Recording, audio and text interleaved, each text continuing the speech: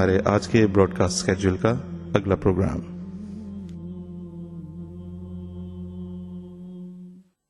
مخزن تصاویر کا اثر نو قیام امیر المومنین حضرت خلیفۃ المسیح الخامس ایدہ اللہ تعالی بنصرہ العزیز کے ارشاد پر اپریل سن 2006 میں عمل میں آیا۔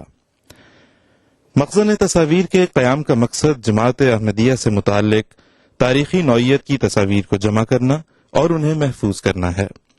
الحمدللہ قیام کے ساتھ ہی مخزن تصاویر نے حضور انور کی ہدایات اور رہنمائی کی روشنی میں کام کا آغاز کر دیا، اور اللہ کے فضل سے یہ کام بھرپور طور پر جاری ہے۔ افادہ عام کے لیے ایک تصویری نمائش کا اہتمام کیا گیا ہے۔ امیر المومنین حضرت خلیفۃ المسیح الخامس ایدہ اللہ تعالی بنصرہ العزیز نے مخزن تصاویر کے زیر اہتمام لگائی گئی اس نمائش کی منظوری مرحمت فرمائی اور رہنمائی سے نوازا۔ حضور انور ایدہ اللہ تعالی بنصرہ العزیز نے 23 اکتوبر سن 2007 کو اپنے دستے مبارک سے اس نمائش کا افتتاح فرمایا۔ حضرت مسیح موعود علیہ السلام اور آپ کے خلفائے کرام، صحابہ رضوان اللہ علیہم، اہم تاریخی مواقع اور خلفائے احمدیت کے مختلف ممالک کے دورہ جات پر مشتمل یہ نمائش جماعت احمدیہ کے مرکزی دفاتر واقع 22 ڈیئر پارک روڈ لندن میں لگائی گئی ہے۔ یہ نمائش دیکھنے کے لیے آپ صبح 11 بجے سے شام 5 بجے تک تشریف لا سکتے ہیں۔ اگر آپ کے پاس جماعتی شخصیات، واقعات یا عمارات کی ایسی تصاویر ہیں جو تاریخی اہمیت کی حامل ہیں، تو آپ بھی تاریخی تصاویر کو جمع کرنے کے اس کام میں شریک ہو سکتے ہیں۔ ان تصاویر کو ما ضروری قوائف مثلا نام، تاریخ، موقع وغیرہ کے ساتھ ہمیں ارسال کریں۔ ہم آپ کی تصاویر کو اپنے ریکارڈ میں شامل کر کے آپ کی تصاویر آپ کو بحفاظت لوٹا دیں گے، بلکہ اگر آپ چاہیں تو اصل تصاویر کو ریسٹور کر کے اصل کے ساتھ ان کا ڈیجیٹل امیج بھی آپ کو ارسال کر دیا جائے گا۔ رابطے کے لیے تفصیلات نوٹ فرما لیں۔ ہمارا پتہ ہے شعبہ مخزن تصاویر، 22 dear park road, London, SW19 3TL، اور بذریعہ ای میل رابطے کے لیے info@amjinternational.org۔ مزید تفصیلات کے لیے دیکھیے ہماری ویب سائٹ www.amjinternational.org۔ اگر آپ بذریعہ فون رابطہ کرنا چاہیں تو ہمارا نمبر ہے 0044-20-8544-7630۔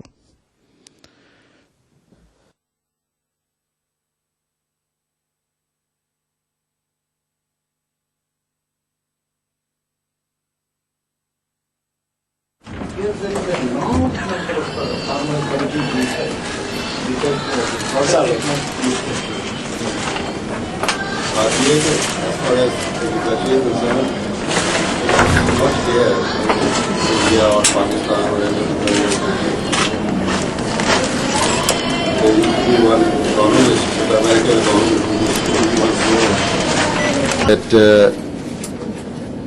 agriculture seems to be the stepchild of nature.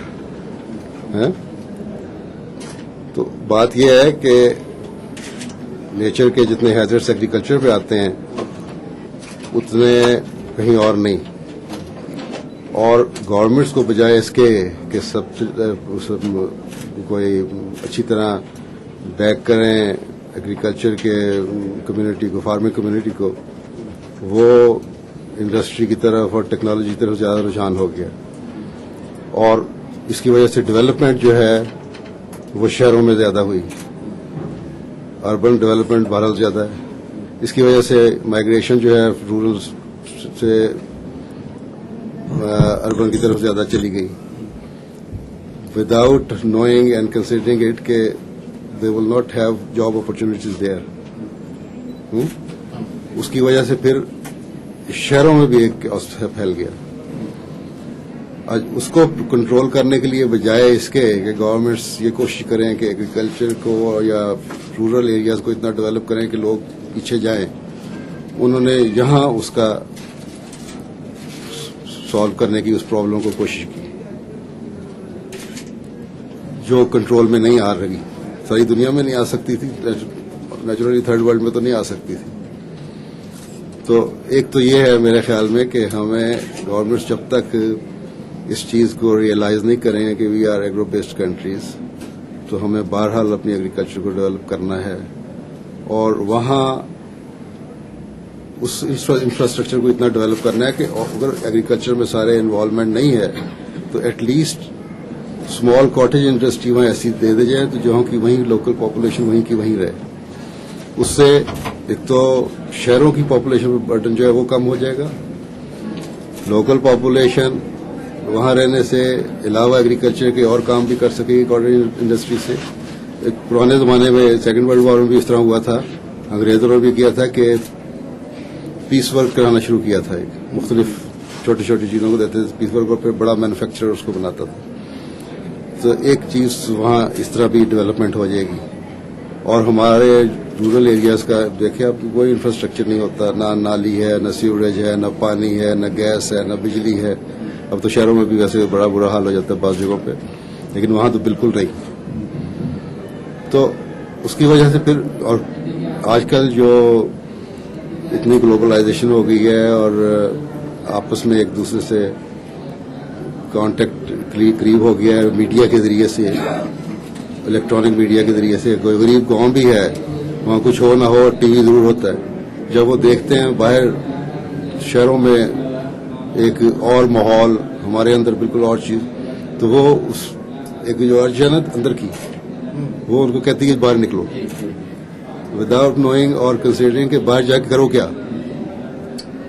اس کی وجہ سے پھر ایک اور کیوس پیدا ہو جاتا ہے جو پورے معاشرے کو لپیٹ میں لے لیتا ہے. تو یہ چیز ہے کہ گورنمنٹس کو بہرحال agriculture not only farming but the total infrastructure کی طرف توجہ دینے کی ضرورت ہوگی. اگر وہ ڈیولپ کر لیں گے تو وہیں پاپولیشن بھی وہیں رہے گی اور اس طرح سے ڈیولپمنٹ بھی ہوگی اور ایگریکلچر بھی ہوگی. اب یہ دیکھیں, چاہے تھرڈ ورلڈ ملکوں کا سوال نہیں ہے, انگلستان ہے, یورپ, جب سے یہ یورپین کمیونٹی بنی ہے انہوں نے یہ فیصلہ کیا کہ بعض ملک یہ چیز پروڈیوس کریں گے, بعض ملک یہ چیز پروڈیوس کریں گے. اب انگلینڈ میں, یو کے میں بہت ساری ایگریکلچر جو ہے وہ ختم کر دی گئی, بہت ساری انڈسٹری ختم ہو گئی. اس کا نقصان کیا ہو رہا ہے؟ اب یہ جو کریڈٹ کرنچ آیا ہے تو وہ ٹوٹل وہ کولیپس ہو رہا ہے ان کی اکانومی. کہیں تو یہ تھا کہ $2 میں 1 پاؤنڈ تھا, اور despite the fact that American economy is also falling down, لیکن پاؤنڈ کی ویلیو پھر بھی نیچے جا رہی ہے. اس لیے کہ ان کے اپنے پاس جو بیسز تھیں اپنی اکانومی کو سنبھالنے کی, خوراک نہیں اور انڈسٹری نہیں اور سب کچھ نہیں. وہی بریڈ فورڈ یا وہ علاقہ جو کسی زمانے میں ٹیکسٹائل انڈسٹری بڑا مشہور تھا, اب وہاں کچھ بھی نہیں ہوتا. تو ہر دنیا میں ہر جگہ جہاں جہاں جو اللہ تعالیٰ نے ان کو ریسورسز دیے ہوئے ہیں, جو موسم دیے ہوئے ہیں, جو سوچیں اور دماغ دیے ہوئے ہیں, ان کو اگر صحیح استعمال نہیں کریں گے تو ایک ٹوٹل کولیپس کی صورت پیدا ہو جائے گی, جو ہو رہی ہے اب. بجائے اس کے کہ اپنے اوپر سارا انحصار رکھے ہر ملک اور اپنی اکانومی کو ہر اس طرح سنبھالے کہ ایگریکلچر کو یہ شیئر ہے اتنا, اس کو اس طرح ڈیولپ کرنا ہے, انڈسٹری کو اس طرح ڈیولپ کرنا ہے, نیچرل ریسورسز کو اس طرح ڈیولپ کرنا ہے. یہ ہو گیا کہ اپنے لیے خوراک بھی ہم نے لینی ہے تو باہر سے منگواؤ. اب یورپ میں بہت سارے ملک